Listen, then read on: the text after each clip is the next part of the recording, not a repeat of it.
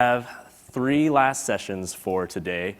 Our next speaker is a very well-known open data activist. He is retained by many governments to help advise them on their open data and open government policies.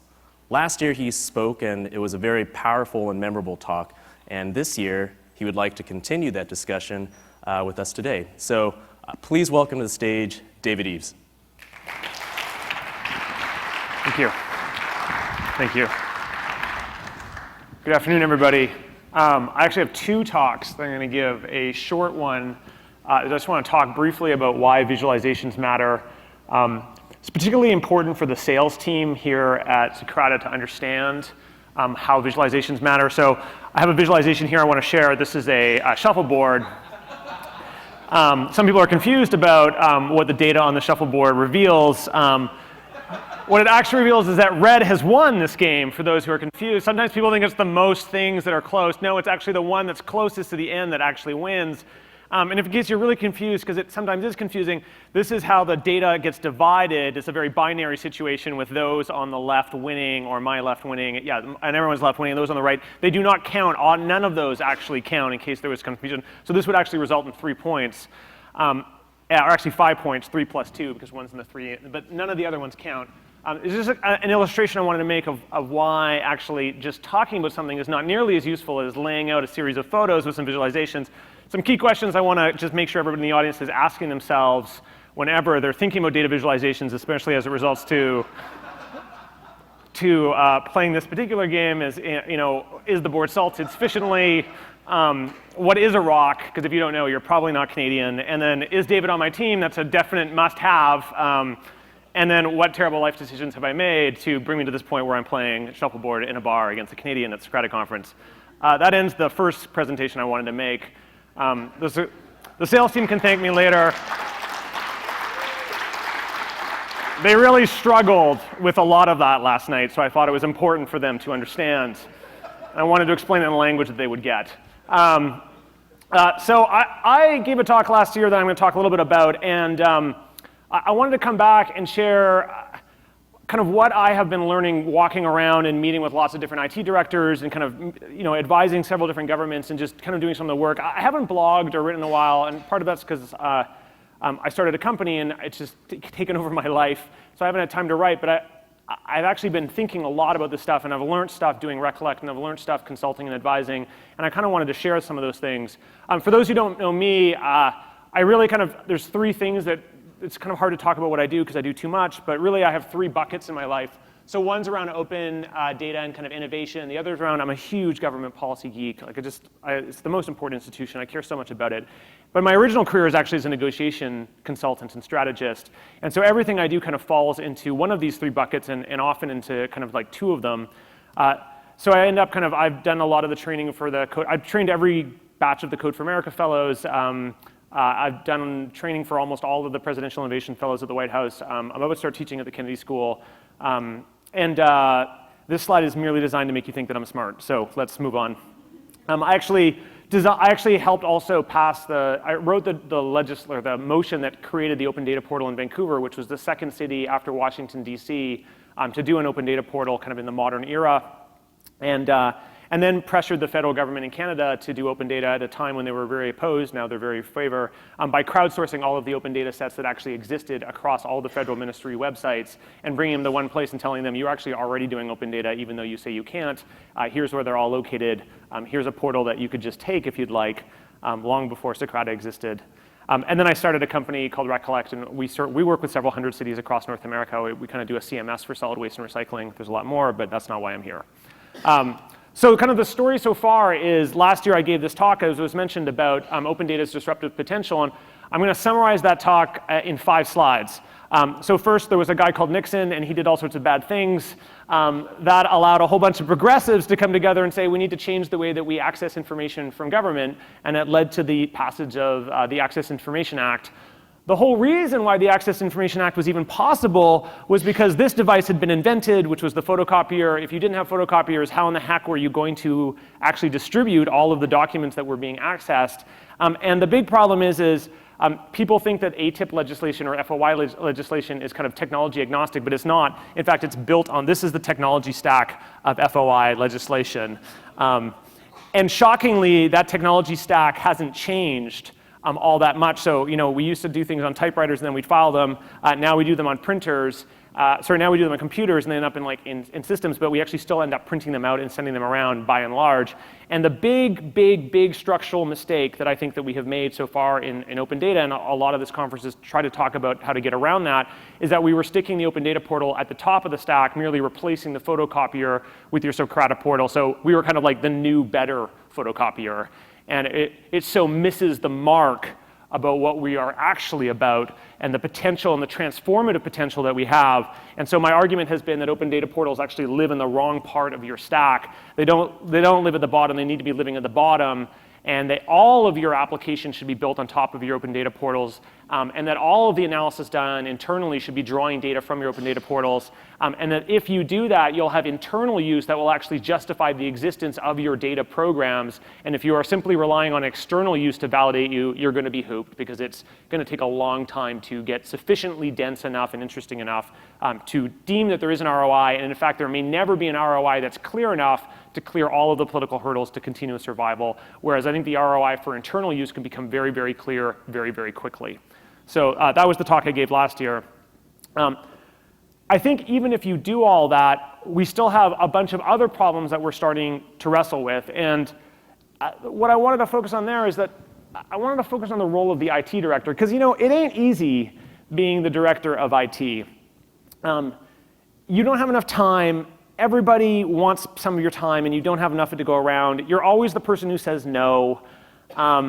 It's challenging, and you've got all of these traditional IT functions that you're supposed to be doing, keeping the servers up, like kind of doing all this stuff. I kind of actually talk about like the NATO version of the IT director. So I'm an international relations guy, and so like we used to talk about NATO as like NATO is designed to keep the Americans in, the Germans down, and the Russians out. And I feel like traditional IT's goal is like to keep the servers up and the vendors down and the bad guys out. And that's all we really ask of them. It's like just do those things. But increasingly, the expectations around IT are just inflating. There's so many people who want to be doing things.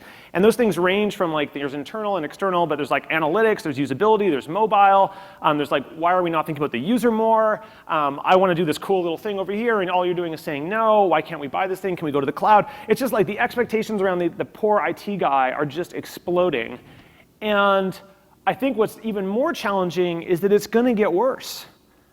We're just at the beginning of what I think is a complete transformation in municipal IT and the role that it plays in the city.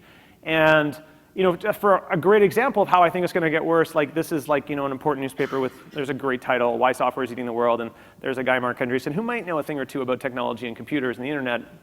And he wrote this article, which if you've not read, you should go Google this. It's a fantastic article about how software is eating the world, because his argument is he's like, I'm going to keep investing in technology because technology is no longer about software. He's like, software is infecting everything in the world, from airplanes that are flying to financial systems to like everything now has a piece of software that's helping design, build, or maintain it. And therefore, software is eating all the things that we do and all of the services that we have. So everything now is a software problem. So if we thought that we were coming to the end of kind of like the big Silicon Valley world of startups, he's like, actually, we're just coming into the beginning of this, because there's so many, the obvious stuff's been taken, but now all this non-obvious stuff, which there's a lot more, is now all going to get eaten up by software.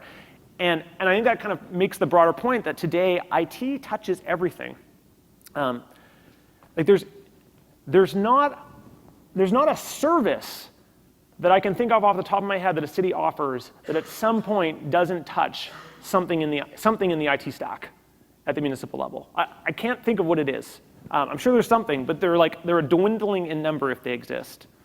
And even this has been like anybody who's been in the municipal space for many years now knows that this has actually been a slow burning phenomenon that's been creeping up on us. Like you think back 20, 30 years to GIS, this was like the first part where software started to kind of eat some interesting things. we're gonna map the city, and the map of the city is actually, we are actually able now to do the anatomy of the city for the first time. So GIS opened up this whole new world, and there was all this promise, and the promise was always a little bit delayed, but it has slowly been coming together that now we know what the body of a city looks like, and it has changed the way people think about how they manage cities. I even remember when I was in university, I went to visit a friend at UVic.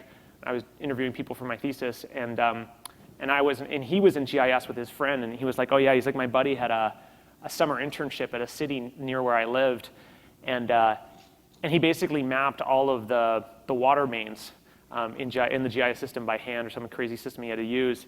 And we discovered that basically there were 2,000 homes in the city connected to the water system and the sewage system that the city didn't realize.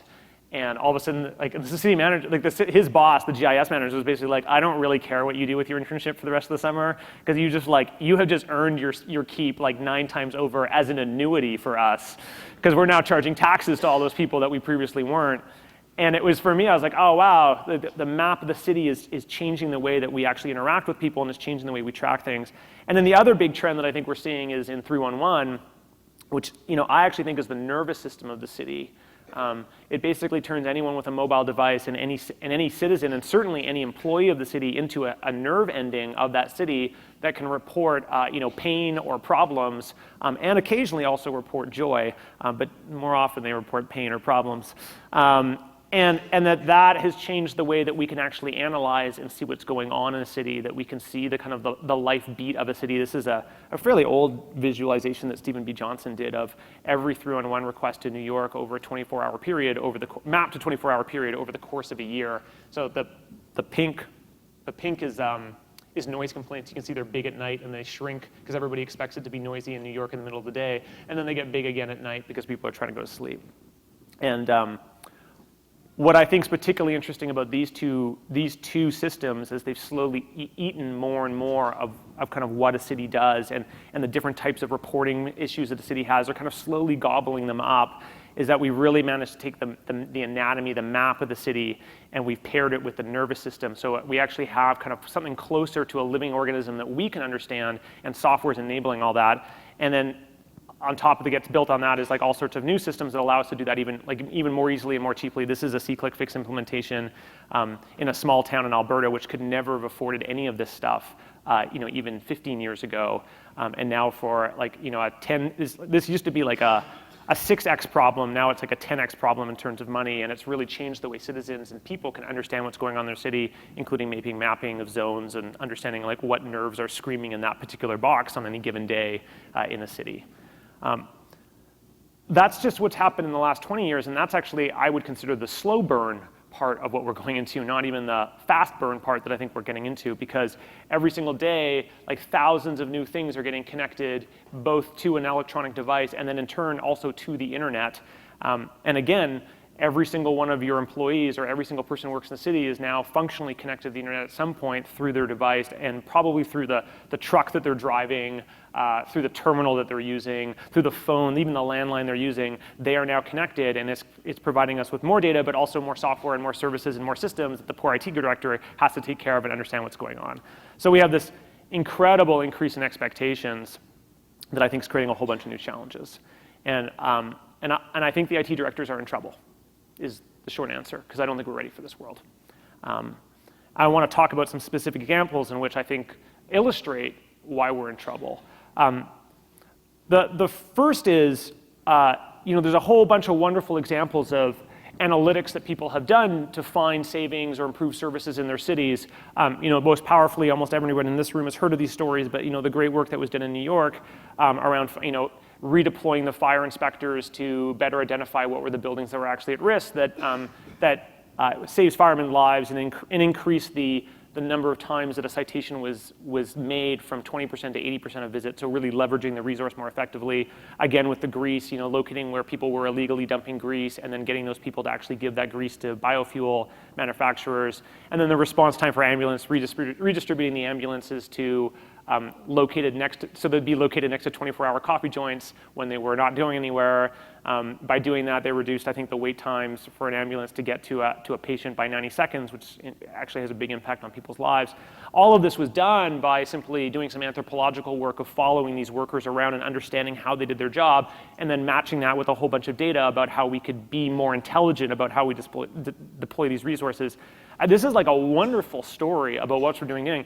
And it's creating all sorts of new demand. All sorts of politicians are saying, oh, we should be doing what New York does in our city. And this clearly involves data, and data is technology. And so therefore, my IT director should be doing this. And most IT directors kind of go, man, like, I'm not a quant. Like, that's not my world, but that's currently where we're going. Like, all open data programs first end up on the desk of the IT director. Whether or not the IT director is the right place for it to land, it's technology, so it belongs there. Boom, that's where we're going to put it. And I'd really push you to say, like, is there anything about data analytics that has anything to do with IT whatsoever? Anything. Other than the fact that it sits in an Excel spreadsheet, which happens to sit on a server. But like, that's true of every other service, but somehow this ended up on the desk of the IT director. And I think that's made all the more challenging because if the IT director is not strategic and is not putting Socrates at the bottom of the stack, then they're in trouble as well. But why in the heck are they kind of the ones responsible for thinking about what's going to happen to the data and for organizing and rallying people around that? And just as a brief sidebar, if you are thinking about doing what New York did, the best thing that I've seen so far in the cities that I've looked at is like make sure that you have backing from like a very, very senior person in the public service who's got a very, very big stick, ideally the mayor or the deputy mayor or the chief of staff of the city or the city manager. Get a very, very small team with some quant skills, but even the guys in New York, they just had people straight out of graduate school. But you need to have great soft skills. You have to have one person, like Michael Flowers, great soft skills. That man knew how to go into a department and like say, hey, I'm going to help you guys. The quant schools were almost secondary. He certainly did not have any. And then he shared the wins. So he always shared the wins. And he's always started with a question, not with the data. That it was never like, what data do we have? Let's do what we can do. It was, how do we save firemen's lives? How do we reduce ambulance times? Those are the questions they started with. And then they followed that, and they found data that helped answer it. They didn't start with the data. That's a brief sidebar. Example 2 about how IT directors' lives, I think, are getting more challenging. I have a terrible story. So I serve as a vendor, and we have legal contracts, and we have legal agreements, and there's like user terms that even the end users of our software need to use, and we try to keep ours really simple. We were negotiating with the city, and they said, we don't like we have some user terms that we want to put in front of the residents before they use your service. And we were like, okay, great, send them over. And it was like literally like this. And this is in a community in which like half the people don't have English as a first language. And so all we did was we just put some paragraph markers in the thing and spaced it out. And we reordered 2 sentences because we thought it would read better. And we got on the phone with them, and the people there, the IT people, were like, we can't do anything about this. We're not going to do this contract with you if you insist on these changes because we don't know what legal is going to say. And it'll take weeks for them to decide. And what's glaring to me is that in that moment, like we were pushing really hard, that the only person pushing to think on behalf of the user was the vendor, not the city. And that even we caved, because like we're not going to say no to the deal because the city won't do it. And so there's no one there who's actually thinking about, the IT director doesn't have time to think always about the user. That's not necessarily like what the senior guy can be doing. And what we saw very quickly is like the order of like what we were thinking about is compliance, and then maybe the goals of what we're trying to do, and then the user is very, very last. That's actually the sequence that often ends up being real in an IT department because, again, we don't have time to be thinking about this stuff. And if my job has been about keeping the servers up and keeping the Chinese out and keeping the mail flowing, then that's all I've ever had to worry about. And even here is like, do you have a single product manager who reports to you on your city staff? What I always find amazing is that everything in the city is organized on a project basis. So we start a project, we code it up, we finish that project, and then it's done, and then it goes out there, and then like we basically do maintenance on it for the next 10 years. But actually, like the city doesn't have projects. The city has products, and the citizens use those products every single day. And it's very rare. I have yet to actually stumble upon the city that has a product manager whose job is to be constantly thinking about what the user experience of that product is in the hands of the citizens themselves, rather than a project whose budget comes up every once in a while and needs to be renewed. Again, not because the IT managers can't do that, but they're not incented to, and they've got too many other things that they've got to be worried about, and this is not the way we've historically thought about this problem. And Maybe the worst example is thinking about the lack of product managers is then like the sloppy thinking that can get in. So like then we start thinking about, oh, well, the politicians think, our website's good, so we should have a one city app. And the one city app is like a terrible, terrible trap because you have like Google level UX challenges on your hands. We think it's citizen-centric, but it's actually completely not. If you look at like a city's website, this is City of Vancouver's website, my hometown at the moment. It's a great website, but like look at all of the different calls to action on that website. And this is on a giant screen. And so if you look at the city's website, you've got hundreds of services from probably over 50 vendors, and you're going to magically transform that onto a screen that is like 1/100th or like 1/10 the size that offers equal number of services with only a single vendor. This is like total fantasy that we're going to be able to make this happen in any way that makes sense. But again, we don't get the pushback. We don't have the strategic thinking around it. We're not doing that right now because we're not being asked. And even the major companies don't even think this way. So Facebook, when you're in Facebook and you open Messenger, it's not an app within Facebook. It's a separate app that gets loaded up. Instagram's never been folded into Facebook. Google, there's not one Google app. There's a whole plethora of apps that are out there. And even Microsoft, which started off with doing one app for Office, quickly discovered that was way too painful and said, no, we got to be able to hand people off between apps because then you can fire one app and bring in another app. And very few cities do this, what I call constellation strategy, effectively. Calgary, I think, does well, where they own the branding around all of the apps, and the apps pass users off between them, and the user can actually download just the ones they care about, and the city can fire the ones they don't like and replace them with a new vendor, and it doesn't shake up the whole ecosystem for them. And it also allows for things like 311 to be in every single app. I think 311 should be in every app. It shouldn't be a standalone app. I mean, it should be a standalone app, but it should also be in every single app. And that's all made more possible, again, if your open data portal is at the bottom of the stack, because then it can be powering all those apps, and you have the freedom of bringing somebody in, touching an API, making that app work, and then firing them and kicking them off and bringing a new person in. That's all done way, way more easily if you're here. But if you're not here, then having a single vendor becomes the simple thing to do, and I think the lazy thing to do. So the bigger problem that I'm trying to articulate here is I think the next problem we're facing is that there's really just a big gap between what I think is digital versus IT, and that actually the city is becoming digital, and we are still thinking in terms of IT. And that when you think about what digital means, it's like actually what is the strategy for how we're going to deliver services online? How are we going to meet user needs wherever they are? How are we going to be doing analytics across all the things that we do? How are we going to be managing our products? There's like a whole bunch of strategic conversations that need to start to be happening. And IT is much more about like how are we going to do support? How are we going to develop? How are we going to do project management? How are we going to keep the servers up? How are we going to keep the bad guys out? All those types of things. And this gap between the traditional IT function and the expectations we have around it, I think, is largely explained by the fact that actually everything's now digital, and our IT people are being asked to do way more than I think they've been structurally positioned to do. And that this is going to take a whole bunch of new skills and a broader role and a much bigger strategic view about what we're doing. And this is not an indictment of the people who serve as IT directors. This is an indictment of the structure that we have put them in. And the litmus test for this is do you or does your director of IT report to the CFO? If the director of IT reports to the CFO, which is true, I've done like a broad test of this. I've asked around, and I'd say about 60% of the time it's true, but another 20% of the time it's to somebody else. If they report to the CFO, think about what that says about IT. They're a cost center. They're to be controlled. And they're certainly not strategic, because it means when the CAO is having their meeting, and again, let's remember, in an era where every single service touches technology at this point, there is nobody at the senior management table who can articulate what the strategic vision for technology should be for the city. This completely blows my mind. And the person who's actually positioned to articulate that is the chief financial officer, who has got a lot of other things they need to be worried about and is probably not all that well equipped to talk about these things. And how many people actually report to the CAO or the city manager directly? And it's an incredibly small number of people who do that. It helps a little bit in the strong mayor system, where strong mayors, I think, are increasingly doing this, but it's not that many people. And so I think the thing that we've got to be doing is we've got to take our IT directors and we've got to say to them, you need to be demanding a bigger role. You have a more significant role to play.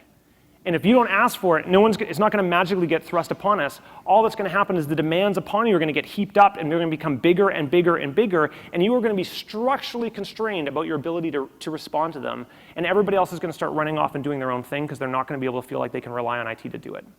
You actually have to go out and grab the power. And if you aren't willing to grab the power, then you have to make room for the person who is going to do digital in the city and figure out how you're going to work with that person to support them and how they're going to support you, and you're going to be a team. But this isn't going to magically solve itself. And so part of that is like, are you demanding to be at the CAO's table? But it's also, what are all the other skills that we need to build within our people and kind of within the system to help equip the chief technology, or so the director of IT, to become a true CIO and serve the city in that way. So I think, like, for me, I don't have great answers for you on this front. I'm a little bit in a conundrum as I walk around and I talk to people. But I think we're asking our IT directors to be more than they're currently equipped to be. And I'm really open to pushback and for people to tell me that I'm wrong. But I want everybody in this room who's involved in kind of data and thinking about these things, if you're in IT, like, understand that IT is changing. Are you thinking about IT, or are you thinking about digital? Like, are you thinking about the big picture, or are you thinking about the smaller problem? And are you ready to evolve, and or are you able to enable and support the people who are going to be doing digital and build the skills to do that? That is my tough conversation about what I think is going on in corporate IT right now. And I think it doesn't really matter if we put Socrata at the bottom of the stack or the top of the stack, because the next thing that we need to be doing is if we put it at the top of the stack, it's going to fail. If we put it at the bottom of the stack but we don't solve these things, I think we're still not positioning ourselves for the revolution in municipal IT and in government technology that I think awaits us, and it has a huge amount of promise. So thank you guys so much for inviting me.